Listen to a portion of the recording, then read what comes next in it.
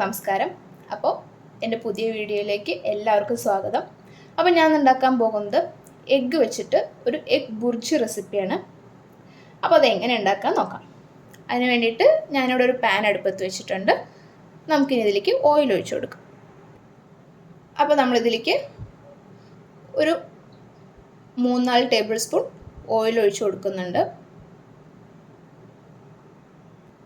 Oil ഒന്ന് ചൂടായി വരുന്ന സമയത്ത് നമുക്കതിലേക്ക് 1 ടേബിൾ സ്പൂൺ കടുക്, അതേപോലെ തന്നെ 1/2 ടേബിൾ സ്പൂൺ ജീരകം ആഡ് ചെയ്ത് കൊടുക്കാം. അപ്പോൾ അത് നമ്മുടെ കടുകൊക്കെ ഇവിടെ നന്നായിട്ട് പൊട്ടി വന്നിട്ടുണ്ട്. ഇനി നമുക്കിതിലേക്ക് 2 മീഡിയം സൈസ് സവോള ചോപ്പ് ചെയ്ത് ആഡ് ചെയ്ത് കൊടുക്കാം.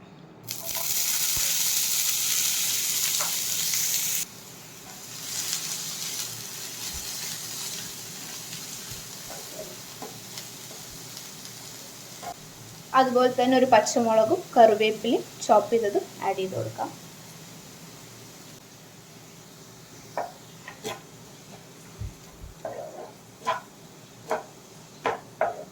ഇനി ഉള്ളി പെട്ടെന്ന് വഴന്നു വരാൻ വേണ്ടിയിട്ട് നമുക്ക് ഇതിലേക്ക് ഒരു 3/4 ടീസ്പൂൺ സോൾട്ട് ആഡ് ചെയ്ത് കൊടുക്കാം. ഇനി ഒനിയൻ ഒരു ഗോൾഡൻ കളർ ആവുന്നത് വരെ നമുക്ക് ഇടയ്ക്കിടയ്ക്ക് ഇളക്കി കൊടുക്കാം. അപ്പോൾ ഇതാ ഉള്ളി ഇവിടെ നല്ല ബ്രൗൺ കളറായിട്ട് വന്നിട്ടുണ്ട്. ഇനി നമുക്കിതിലേക്ക് തക്കാളി ആഡ് ചെയ്ത് കൊടുക്കാം. അപ്പോൾ ഞാനിവിടെ ഒരു മീഡിയം സൈസ് തക്കാളിയാണ് ആഡ് ചെയ്ത് കൊടുക്കുന്നത്. ഇനി നമുക്ക് നന്നായിട്ട് തക്കാളി ഒന്ന് വെന്ത് വരുന്നത് വരെ ഇടയ്ക്കിടയ്ക്ക് ഒന്ന് ഇളക്കി കൊടുക്കാം. അപ്പോൾ ഇതാ നമ്മുടെ തക്കാളി കുറച്ച് വെന്തിട്ടുണ്ട്. ഇനി നമുക്ക് ഇതിലേക്ക് സ്പൈസസ് ആഡ് ചെയ്ത് കൊടുക്കാം. ഞാനിവിടെ ഒരു 1/4 ടീസ്പൂൺ മഞ്ഞൾപ്പൊടി, 1/2 ടീസ്പൂൺ ഗരം മസാല പൗഡർ, തന്നെ ഒരു 1/2 ടീസ്പൂൺ മുളക് പൊടി ആഡ് ചെയ്ത് കൊടുക്കുന്നുണ്ട്. ഇനി ഈ സ്പൈസസിൻ്റെ ഒക്കെ പച്ചമണം മാറുന്നത് വരെ നമുക്ക് ഇളക്കി കൊടുക്കാം. എപ്പോഴും സ്പൈസസ് ആഡ് ചെയ്യുമ്പോൾ ലോ ഫ്ലെയിമിൽ വെക്കണം, അല്ലെങ്കിൽ ഇത് അടി പിടിക്കാനായിട്ട് ചാൻസ് ഉണ്ട്.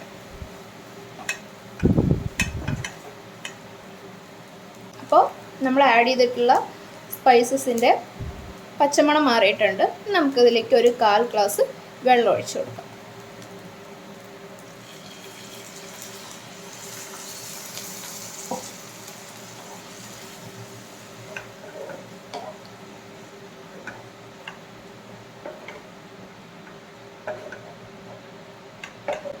നമുക്ക് ഇത് അടച്ചു വെച്ചിട്ട് ഒരു 5 മിനിറ്റ് വേവിക്കാം.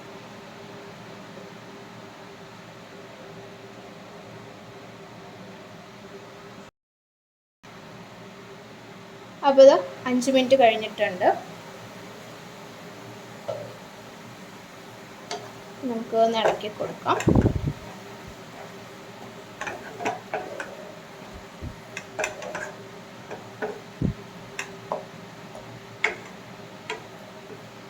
ഇനി നമുക്കിതിലേക്ക് മുട്ട ആഡ് ചെയ്ത് കൊടുക്കാം.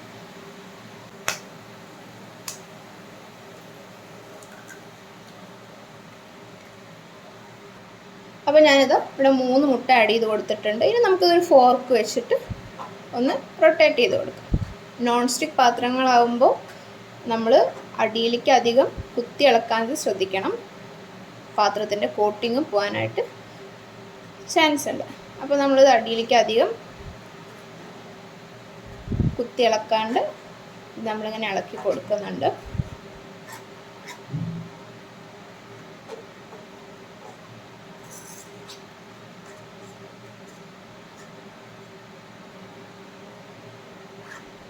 ഇനി നമുക്കിതൊരു 5 മിനിറ്റ് വീണ്ടും അടച്ചു വയ്ക്കാം.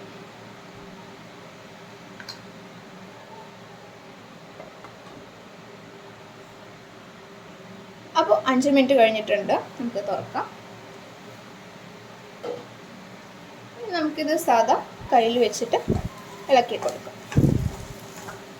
അപ്പോൾ നമ്മളിങ്ങനെ ഇളക്കി കൊടുത്തിട്ടുണ്ട്. ഇനി നമുക്കിത് അടച്ചു വയ്ക്കാതെ തന്നെ കുറച്ച് നേരം ഇങ്ങനെ വേവിച്ചെടുക്കാം. ഇപ്പോൾ ഇതിൽ കുറച്ച് വെള്ളമൊക്കെ ഉണ്ട്. ആ വെള്ളം ഒന്ന് വറ്റിപ്പോകുന്ന ഡ്രൈ ആകുന്നത് വരെ നമുക്ക് ഇടയ്ക്കിടയ്ക്കൊന്ന് ഇളക്കി കൊടുക്കാം. ഇടയ്ക്കിടയ്ക്ക് ഇളക്കി കൊടുക്കാനായിട്ട് ശ്രദ്ധിക്കണം, അല്ലെങ്കിൽ അടി പിടിക്കും.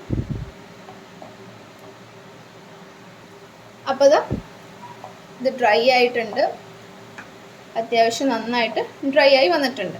അപ്പോൾ നമുക്കിനി സ്റ്റവ് ഓഫ് ചെയ്ത് കൊടുക്കാം. അങ്ങനെ നമ്മുടെ എഗ്ഗ് ബുർജി ഇവിടെ റെഡിയായി വന്നിട്ടുണ്ട്. അപ്പോൾ ചോറിൻ്റെ കൂടെ ആയാലും ദോശയുടെ കൂടെ അതുപോലെ തന്നെ ചപ്പാത്തിയുടെ കൂടെയൊക്കെ ഒരു ബെസ്റ്റ് കോമ്പിനേഷനാണിത്. അപ്പോൾ എല്ലാവരും ഇത് വീട്ടിൽ ട്രൈ ചെയ്ത് നോക്കണം. വീഡിയോ ലൈക്ക് ചെയ്യാനും സബ്സ്ക്രൈബ് ചെയ്യാനും അതുപോലെ തന്നെ നിങ്ങളുടെ അഭിപ്രായങ്ങൾ കമൻറ്റ് ബോക്സിൽ അറിയിക്കാനായിട്ടും മറക്കരുത്. ബൈ.